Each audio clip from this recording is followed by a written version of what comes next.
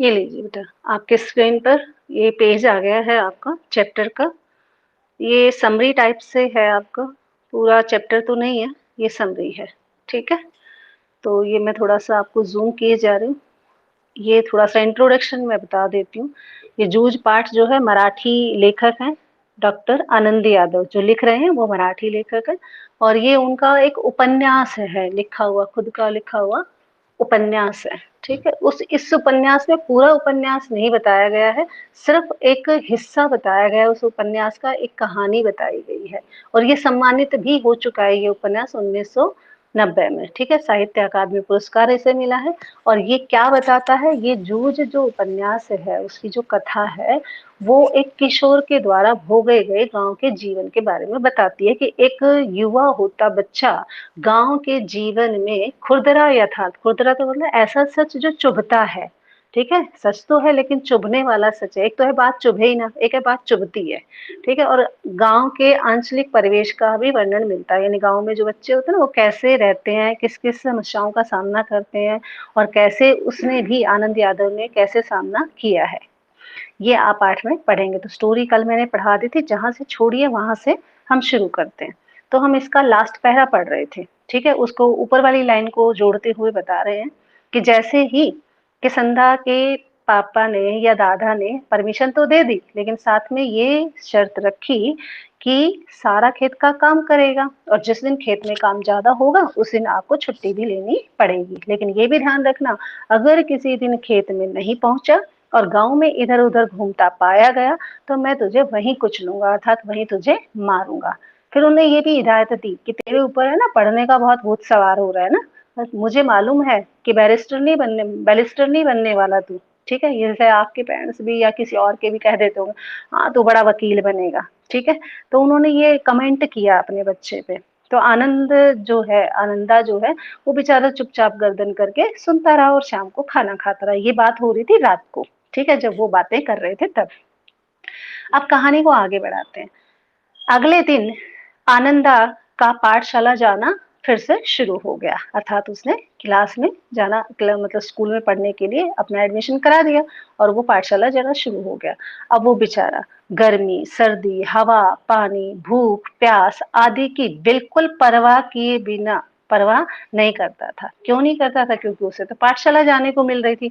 एक ऐसा बच्चा जिसका ख्वाब हो कि मैं किसी दिन स्कूल में जाके पढ़ूं, ठीक है? या मुझे पढ़ने को किताबें मिले, मैं भी स्कूल में जाऊं, ऐसा बच्चा ना सर्दी देखता है, ना गर्मी देखता है, हवा, पानी, यहाँ तक कि भूख प्यास भी उसे मतलब ध्यान नहीं रहता। सिर्फ उसे एक जुनून है कि मुझे पढ़ना है।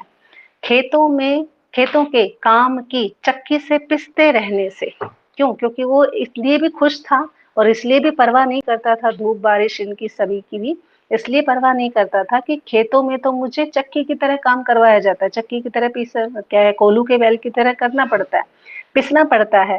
रहने से अब उसे छुटकारा मिल जाएगा, ठीक है? अब छुटकारा का मतलब आप सोच रहे होंगे क्या वो बिल्कुल ही काम नहीं करता था? नहीं, यानी कि जितना टाइम वो स्कूल में रहेगा, 6 घंटे, 5 घंटे कम से कम, तब तो उसे काम नहीं करना पड़ेगा, ठीक है? इसलिए वो बेचारा भूखा-प्यासा कैसे भी हो, जैसे-तैसे करके स्कूल में जाता था। कहते काम खेतों में काम की चक्की में पिसने से अच्छा है कि अब मैं उससे छुटकारा मुझे मिल जाएगा। खेतों के काम की चक्की की अपेक्षा पाठशाला में मास्टर की छड़ी की मार आनंदा को ज़्यादा अच्छी लगती। देखो कई बच्चे ऐसे होते हैं जिनको खेत का काम बहुत अच्छा लगता है, सोचते हैं पढ़ाई ज़्यादा टफ है। कुछ लोग ये सोचते हैं कि पढ़ाई कुछ भी नहीं है, खेत का काम ज़्यादा हार्ड होता है।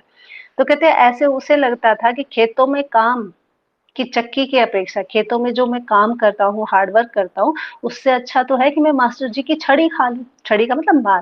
कहते हैं मास्टर जी मारेंगे तो वो मार तो बर्दाश्त हो सकती है, वो तो मैं सहन कर लूँगा, लेकिन अब मेरे बस की काम नहीं है। अर्थात मैं खेतों में काम नहीं करना चाहता, मैं पढ़ना चाहता हूँ और पढ़ने के लिए यदि मुझे मार भी पड़े, तो मुझे कोई ऐतराज़ नहीं है। ये आनंदा सोचता है। वह इस मार को भी मजे से सहन करता था। क्यों? क्योंकि पढ़ाई मिल रही थी उसे। अब पढ़ाई के लिए मार भी खानी पड़े, कोई कष्ट भी सहन करना पड़े तो वो सहन करेगा। लेकिन वो खेत में जो कष्ट सहन होता था उसके इससे अच्छा तो है पढ़ाई के लिए मार मार जो पड़ती है वो कष्ट सहन कर ले। गर्मी की कड़क दोपहरी में सभी बच्चे अगली पाठशाला में चले गए थे। ठीक है? एक बार वापस देखें। गर्मी की कड़क दोपहरी का समय पाठशाला की छाया में व्यतीत हो जाया करता था। कहते हैं अब पाठशाला लगती थी 11 बजे, अब 11 बजे खेतों में काम करना तो बड़ा कठिन वो है ना, गर्मियों में बहुत तपन होती है। तो कहते हैं इससे अच्छा है कि गर्मी की जो कड़क दोपहरी होती थी वो तो पाठशाला में निकल जाती थी। क्यों? क्योंकि सारा 11 बजे जाएगा तो 2 ढाई बजे तक धूप होती है ज्यादा, 2 ढाई बजे तक वो आराम से छाया में रहेगा। आनंदा की 5वीं कक्षा में उसकी पहचान के 2 ही लड़के थे।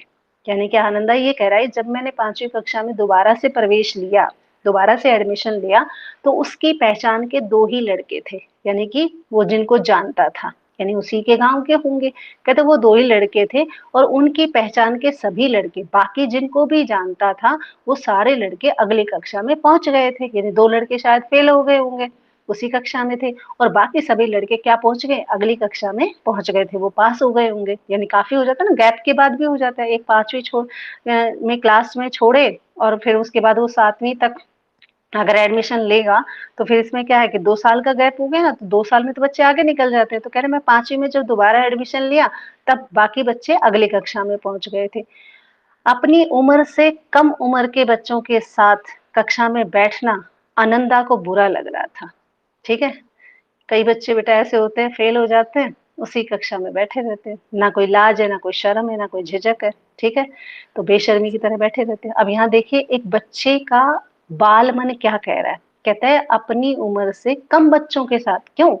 क्योंकि उम्र बड़ी हो गई थी, 5वीं में बैठना था, 5वीं में तो छोटे छोटे बच्चे होते हैं, उसका गैप जो हो गया था, दोबारा एडमिशन लिया तो वापस 5वीं में बिठाया, तो उम्र बड़ी हो गई। कहते उम्र बड़ी होने के साथ कम उम्र के साथ बच्चों के साथ बैठना आनंदा को बुरा लग रहा था। बुरा तो लग रहा था, लेकिन ये बुराई भी उसे स्वीकार करनी पड़ी। क्यों? क्योंकि भाई गलती उसी की है, पढ़ा क्यों नहीं वो, फेल हो गया या पापा ने नहीं भेजा, जो भी है, लेकिन शर्मिंदगी तो महसूस हो रही है ना।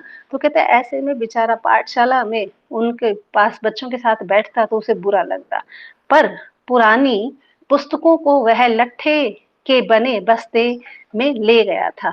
अब कहते हैं सब बच्चे, देखो मॉडर्न जमाने के जो बच्चे होते हैं वो बैग लेके आते हैं, आज दूसरे डिजाइन का, तीसरे डिजाइन का मार्केट में जो नया आ रहा है। कहते वो क्या कर रहा था, पुरानी पुस्तकों को, देखिए नई नहीं खरीदी उस बच्चे ने, जैसे हालात हैं उस हिसाब से, कहते पुरानी पुस्तकों को लट्ठे से बनी, लट्ठा मतलब होता है कपड़ा, कहते कपड़े से बने बस्ते में से बस्ते में डालकर ले गया था। लेकिन अब वे पुरानी हो चुकी थी। लेकिन कहते अब किताबें और बस्ता दोनों ही चीजें पुरानी थी। क्यों? क्योंकि अब नया अवेलेबल नहीं हो सकता था, जैसा था उसे वैसे ही काम चलाना था। ठीक है, अगला पेज बदलते हैं।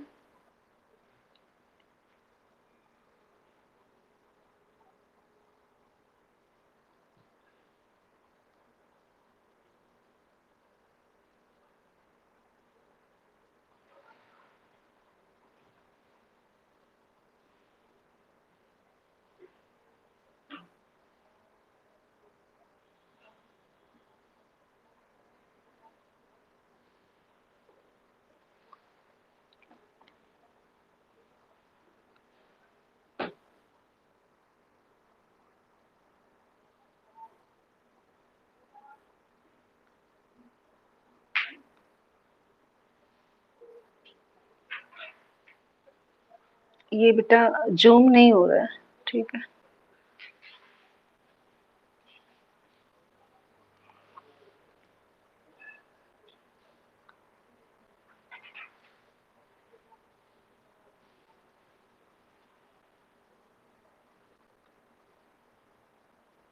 चलिए जैसा भी है वैसा मैं ओरली आपको बता देती हूँ। ठीक है, देखिए। हाँ जी, आप क्या कह रहे हैं? वो हो रहा है, लेकिन बेटा वो तो हो गया था, ये हो नहीं रहा है। एक मिनट रुको, तो कोशिश करती हूँ। वो पहले वाला पेज तो हो रहा था, ये नहीं हो रहा। मैं ट्राई कर रही हूँ एक बार इसको जूम करने की।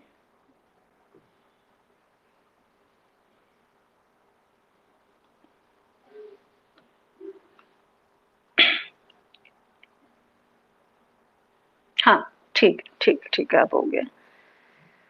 चलिए, वो एक्चुअली इरेजर लिया ना, तो उस पर क्लिक रहा तो उसी पे रह गया। चलिए, तो अब कहता है कि लेखक कह रहा है कि मेरे को पुरानी किताबें मिली, पुराना बस्ता मिला। ठीक है, और कैसे बड़े बच्चों की एज के साथ मुझे फिर से वही पुरानी क्लास में बैठना पड़ा। अच्छा तो नहीं लग रहा था, लेकिन मैं करता भी क्या। अब कह रहा है कि आनंदा, आनंदा मतलब यहाँ लेखक से ही है। आनंदा कहता है कि आनंदा की कक्षा में एक शरारती बच्चा था। देखो, कक्षा में शरारती बच्चे तो सभी होते हैं, ठीक है, एक ना एक तो जरूर मिलेगा माहिर। तो कहते हैं कक्षा में सबसे जो शरारती बच्चा था, नाम था उनका चाहवण। ठीक है, जैसे चाहवण को वैसे चौहान कहते हैं, तो लेकिन यहाँ चाहवण लिख रहा है। चहवाण जो था वो ज्यादा शरारती था। वह सदा आनंदा की खिल्ली उड़ाया करता। क्यों? क्योंकि क्लास में इसलिए उड़ाता था, भाई मैं तो देख छोटी एज का हूँ और आप बड़ी उम्र के हो, ठीक है, इतने बड़े, 5वीं में पढ़ते हो। इस तरह से वो बेचारे का मजाक उड़ाता।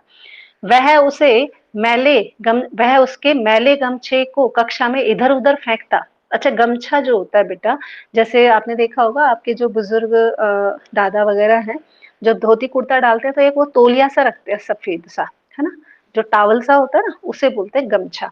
तो कहते वो बेचारा गमछा लेके जाया करता, यानी कि कपड़े पहनता ऊपर से गमछा, ताकि पसीने वसीने पहुंच सके, हाथ वगैरह पहुंच सके। तो कहते उस मैले गमछे को कक्षा में इधर उधर फेंकने लगा वो शरारती लड़का, यानी चावण जो है वो उसके मैले गमछे को इधर उधर फेंकता है। ठीक है, अब देखिए मैला दिखाया है यहाँ पर, साफ सुथरा नहीं था। क्यों? क्योंकि बेचारे पास ना तो संसाधन थे, ना धोने का टाइम था, जैसा था वैसा सिंपल और साधारण। गमछे को इधर उधर फेंकता है, इतने में आ जाते हैं मास्टर जी, आते हैं और गमछा टेबल पर ही रह गया। ठीक है, अब ऐसे में होता है ना कि मतलब गलती से वहीं छूट गया, चावड़ ने वहीं छोड़ दिया उसे। आनंदा की धड़कन बढ़ गई। धड़कन इसलिए बढ़ गई क्योंकि एक तो एज में बहुत बड़ा था, ऊपर से क्या है, मतलब दोबारा 5वीं में एडमिशन ले रहा था, तो हो सकता है टीचर डांट मारे कि अभी भी शरारत करता है। ठीक है, दूसरा ये है कि नया नया स्कूल में गया था, तो अभी टीचर का जो है व्यवहार का भी नहीं पता था। तो बेचारे की धड़कन बढ़ गई और दिल धक धक करने लगा, दिल घबरा गया कि अब पता नहीं क्या होगा। पूछताछ में मास्टर जी को जब ये पता चला कि ये शरारत चावड़ ने की है, तो उसे खूब लताड़ते हैं, अर्थात उस बच्चे को खूब डांटते हैं कि तुम छोटे हो के बड़ों से शरारत करते हो। तो ऐसे में लेखक के बारे में पूछने के बाद लेखक से पूछा कि भाई आप कौन हो, कैसे हो। पता चला कि भाई एक नया बच्चा आया है, उम्र में भले ही बड़ा है, पढ़ाई छोड़ दी थी बीच में, दोबारा आया है। तो पूछने के बाद उन्होंने वामन पंडित की एक कविता पढ़ाई। ठीक है, अब पंडित की कविता क्या थी वो तो मैंने भी नहीं पढ़ी है, आपको मिले तो पढ़ना। ठीक है, कहते वामन पंडित की कविता उन्होंने पढ़ाई और छुट्टी के बाद भी कई शरारती लड़के, यानी वामन पंडित की बात जो बताई होगी शायद यही बताई होगी, ये वो भी शरारती होगा और इस तरह से समझाने के बाद वो मान गया होगा। कहते ऐसे ही अध्यापक ने अच्छी तरह से समझा दिया कि शरारत कक्षा में नहीं करनी है, लेकिन छुट्टी के बाद कई शरारती लड़कों ने उसकी धोती कई बार खींची, यानी कि धोती पहन के जाता था वो, तो जैसे आप पजामे का नाड़ा खींच लें, इसी तरह से उन्होंने धोती की लांग खींच लेता था। यानी जहां से धोती अटकती है ना, वहीं से खींच दो तो पूरी धोती खुल जाती है। तो इस तरह से उसने कहा कि कुछ शरारती बच्चे बार बार उसका कभी गमछा उछाल रहे थे, कभी धोती खींच रहे थे, यानी कि पहला दिन उसे बड़ा मतलब कष्टदायक लगा। आनंदा का मन उदास हो गया, यानी सारा दिन की जो प्रक्रिया हुई पूरे दिन, जैसे कि किसी ने पूछा भाई तुम्हारा आज का दिन कैसा रहा, तो कहते बेचारा बड़ा उदास हो गया और सोचने लगा। क्यों? क्योंकि कक्षा में कोई उसका अपना था ही नहीं, यानी सब अनजान थे बेचारे। ठीक है, और उसका कोई पक्ष ही नहीं ले रहा था, सब उसे नया बच्चा समझकर उसका तमाशा बना रहे थे। परंतु आनंदा ने पाठशाला जाना नहीं छोड़ा, लेकिन आनंदा ने भी ठान लिया, चाहे मुझे कोई उम्र में बड़ा बताए, ठीक है, चाहे कोई मुझे मैला कुचैला या पुरानी किताबों वाला कहे, चाहे मैं भले ही नालायक हूँ, ठीक है, चाहे ये मेरे को शरारत कर करके परेशान कर दे। क्यों? क्योंकि ये तो चाहते हैं कि ये छोड़ जाए स्कूल, लेकिन मैं छोड़ने वाला नहीं हूँ। हालांकि उसने आखिर में ठान लिया कि वो पाठशाला जाना बिल्कुल बंद नहीं करेगा। पाठशाला में मंत्री नामक मास्टर जी जो थे, अब देखिए यहाँ पर नाम आ रहे हैं टीचर के। पाठशाला में जो मंत्री नामक मास्टर थे, वो गणित पढ़ाया करते थे। ठीक है, यानी कि मैथ पढ़ाते थे। वे प्राय छड़ी का प्रयोग नहीं करते थे। ठीक है, यानी कि जैसे होता है ना टीचर मैथ नहीं आए तो डंडा उठा ले, तो वो कहते छड़ी नहीं लेते थे, बल्कि कमर पे घूंसा लगाते थे। कहते जब वो मारते थे तो उनका अलग ही स्टाइल था। ठीक है, वो घूंसा मारा करते बच्चों को। शरारती बच्चे उसके सामने उधम नहीं मचा सकते थे, और मैथ में तो शायद आप भी नहीं मचाते होगे। तो कहते हैं ऐसे में शरारती जो बच्चे होते, जैसे चावण जैसा हो गया, तो ऐसे बच्चे उनकी क्लास में तो बिल्कुल शरारत नहीं करते थे। वसंत पाटिल का नाम वसंत पाटिल नाम का एक लड़का शरीर से दुबला पतला था। अब देखो उसी क्लास कक्षा में एक तो शरारती बच्चा बताया, चावण, ठीक है, दूसरा बताता है वसंत पाटिल। वसंत पाटिल नाम का एक लड़का शरीर से दुबला पतला किंतु बहुत होशियार था, यानी शरीर से भले ही दुबला पतला था लेकिन पढ़ने में बहुत होशियार था। उसके सवाल अक्सर ठीक हुआ करते थे, यानी कि जब मंत्री मास्टर गणित पढ़ाते तो अक्सर उसके सवाल सारे सही निकलते। कक्षा में उसका खूब सम्मान था, यानी कि सब उसे सम्मान की नजर से देखते थे, भाई इससे तो मैथ बहुत अच्छा आता है। टीचर भी उसे लाइक करता था, बच्चे भी उसे पसंद करते थे, सब के साथ उसका मिलना जुलना था। यह वसंत पाटिल आनंदा से उम्र में भी छोटा था। अब जैसे उम्र में तो छोटा होगा ही, क्योंकि वसंत पाटिल तो 5वीं में फेल हो गया था, तो उसके बाद दोबारा गया ही नहीं, तो उम्र में डिफरेंस आ गया। तो वसंत पाटिल हालांकि उम्र में छोटा था, क्योंकि आनंदा ने पाठशाला छोड़कर गलती की थी, परंतु फिर भी मास्टर जी को कक्षा की मॉनिटरी आनंदा को ही सौंपनी पड़ी। अब ये कह रहे हैं कि हालांकि पाठशाला उसने छोड़ दी थी, ये तो भाई उसकी गलती है, लेकिन अब मास्टर जी ने मॉनिटरी यानी कि मॉनिटर आनंदा को बनाया। क्यों बनाया? चाहे वो भले ही कमजोर है, चाहे भले ही वो फेलियर है, चाहे भले ही उसने दोबारा एडमिशन लिया है, लेकिन एज के हिसाब से, ठीक है, यानी कि लंबाई के हिसाब से, उम्र के हिसाब से वो बड़ा है, तो क्लास में हाइट के अकॉर्डिंग भी हम मॉनिटर बना देते हैं। ठीक है, चाहे भले इंटेलिजेंट ना हो, अच्छा दबदबा जिसका चलता हो, तो ऐसे में आनंदा को सौंपनी पड़ी। हालांकि जो वसंत पाटिल है, मॉनिटर तो उसे बनाना चाहिए क्योंकि होशियार वो था, लेकिन वो कह रहा है कि वो शरीर से बेचारा दुबला पतला था और उम्र में भी छोटा था, तो ऐसे में तो क्या है, छोटी उम्र में दुबले पतले बच्चे को तो वैसे दबोच लेंगे। तो इसलिए मास्टर जी को ना चाहते हुए भी क्या है, आनंदा को ही वो जिम्मेदारी देनी पड़ी कि मॉनिटर तेरे को ही बनाना पड़ेगा। आनंदा अब पहले से ज्यादा पढ़ाई करने लगा। अब उसका हौसला और बढ़ गया कि क्या है, अध्यापक ने मेरे को रिस्पॉन्सिबिलिटी दी है, तो इसके साथ साथ वो पढ़ाई में भी थोड़ा ज्यादा मेहनत करने लगा। हमेशा कुछ ना कुछ पढ़ता रहता। अब देखो चाहे समझ में आए या ना आए, लेकिन वो कह रहा है कि मैं कुछ ना कुछ पढ़ता जरूर रहता, खाली नहीं बैठता था। ठीक है, जैसे भी जो भी समझ में आता था पढ़ता रहता था। अब गणित के सवाल उसकी समझ में आने लगे थे, यानी धीरे धीरे अब तो गणित भी उसकी समझ में आने लगा था, यानी धीरे धीरे आप पढ़ोगे तो समझ में आएगा। वह वसंत पाटिल के साथ दूसरी कक्षा से बच्चों के सवाल जांचने लगा, यानी धीरे धीरे मैथ समझ में आने लगा। वसंत पाटिल तो था ही मैथ में होशियार, तो उसके साथ बैठता था। ठीक है, और उन दोनों में दोस्ती हो गई, और ऐसे में आनंदा और वसंत पाटिल दोनों मिलकर दूसरे बच्चों के सवाल जांचते, अर्थात सवाल चेक करते। जैसे मास्टर जी ने कोई सवाल दे दिया और उन दोनों को कह दिया भाई तू तो मॉनिटर है, चल फटाफट चेक कर। ऐसे वसंत पाटिल को भी कह दिया भाई आप इंटेलिजेंट तो इनकी कॉपी चेक कर दो, तो वो जांच लेते थे। फलस्वरूप क्या हुआ कि रिजल्ट क्या निकला कि आनंद और वसंत पाटिल में दोनों में दोस्ती जमने लगी, अर्थात दोस्ती हो गई।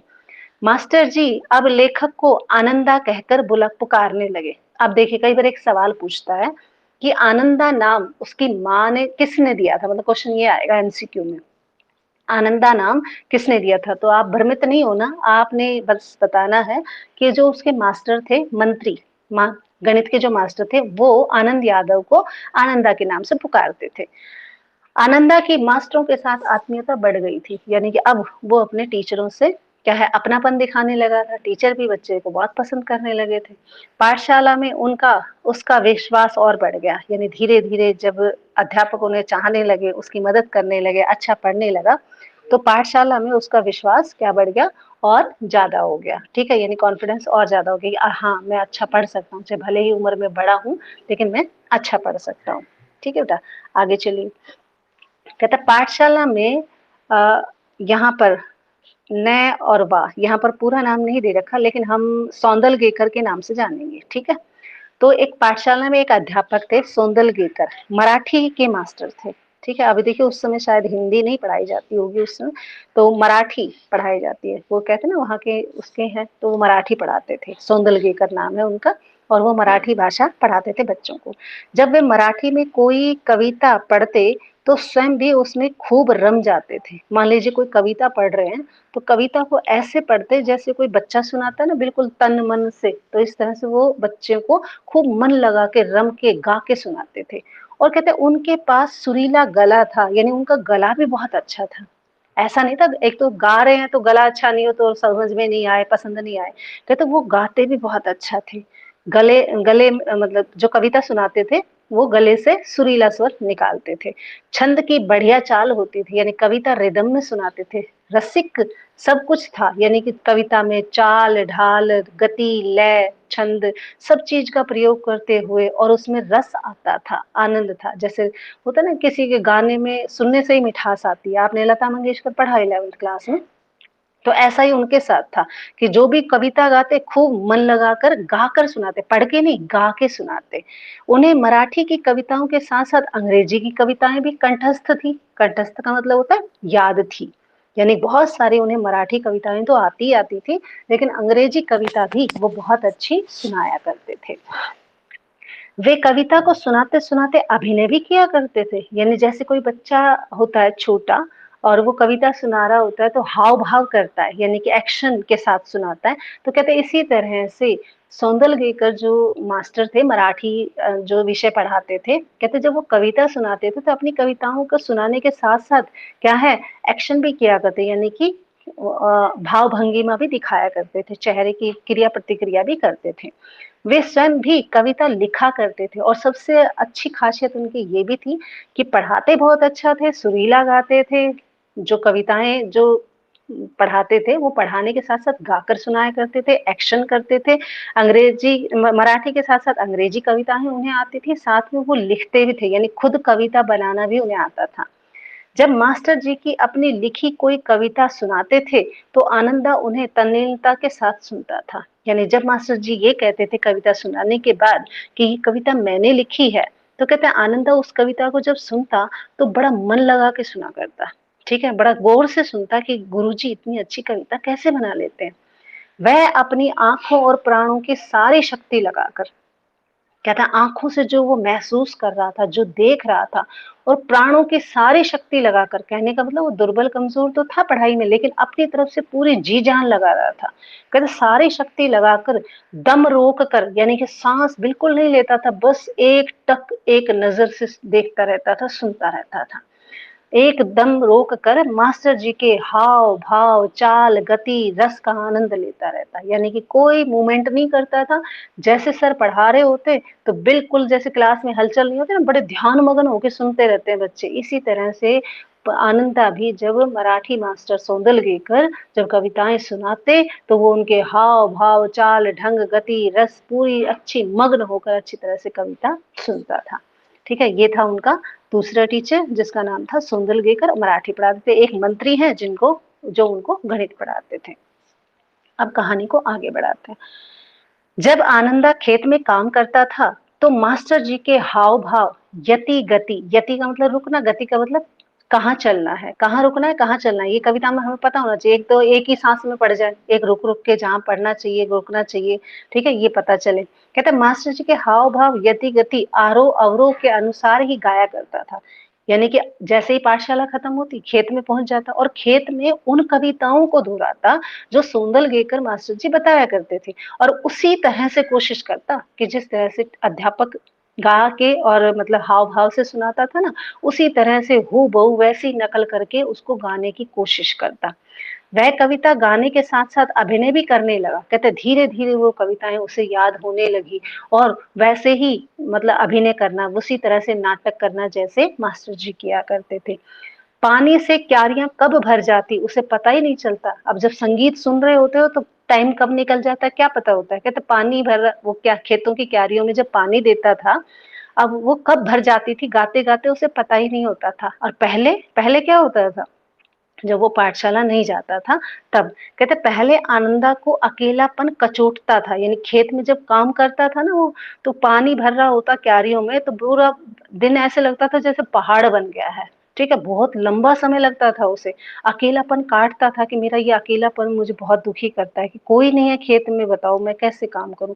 यानी अकेला इंसान तो खेत में काम भी नहीं कर सकता तो कहते ये अकेलापन उसे अच्छा नहीं लगता था पहले लेकिन अब अच्छा लगने लगा परंतु अब वह कविता गाकर अपने अकेलेपन को खत्म कर सकता था यानी अब गुनगुनाता रहता और खेत में काम करता रहता अब वो अकेलापन उसे बोरियत महसूस नहीं होती थी अब उसका मन लगने लगा था काम में भी और साथ साथ में कविता सुनाने और पढ़ने में भी अब वह अपने आप ही खेलने लगा था यानी कि अब अपने आप ही खेलने लगने का मतलब है कविता गा गा के जैसे आप कई बार गुनगुनाते रहते हो मन ही मन में तो आपको नहीं पता होता आसपास क्या हो रहा है कहता वो भी ऐसे कविताओं से खेलने लगा बल्कि अब उसने उसे अकेलापन अच्छा और लगने लगा यानी अब तो वो सोचता था कि मैं अकेला रहूंगा तो उतनी ही अच्छी कविताएं गा पाऊंगा उतना ही जोर जोर से चिल्ला के गाऊंगा और अभिनय भी कर पाऊंगा ठीक है क्योंकि कविता सुनाते हो और एक्शन के साथ सुनाओगे तो आप सोचते हो कोई देख ना ले तो कहते हैं अब उसे अकेलापन अच्छा लगता था कि नहीं मैं अकेला जितना अकेला रहूँगा उतनी अच्छी कविताएँ गा-गा के प्रैक्टिस कर पाऊँगा। क्योंकि अकेलेपन में वह कविताएँ गाकर नाचता भी था, यानी कविताएँ गाता रहता और उन पे डांस करता रहता, जैसे-जैसे हाव-भाव होते वैसे और अभिनय भी करता। अब वह कुछ अपनी भी कविताएँ बनाने लगा, यानी धीरे-धीरे अब जैसे-जैसे कविता पढ़ता, सुनता, अब उसको इतनी समझ आने लगी थी कि वो भी धीरे-धीरे कविताएँ बनाने लगा था। थोड़ा-सा रह गया है बेटा, तो या तो 5 मिनट रुक सकते हो। अगली क्लास किस चीज़ की है? चलो कोई नहीं, इसे कल दोबारा कर लेंगे, ठीक है? तो यहीं पे इसे ऑफ करते हैं और चलिए।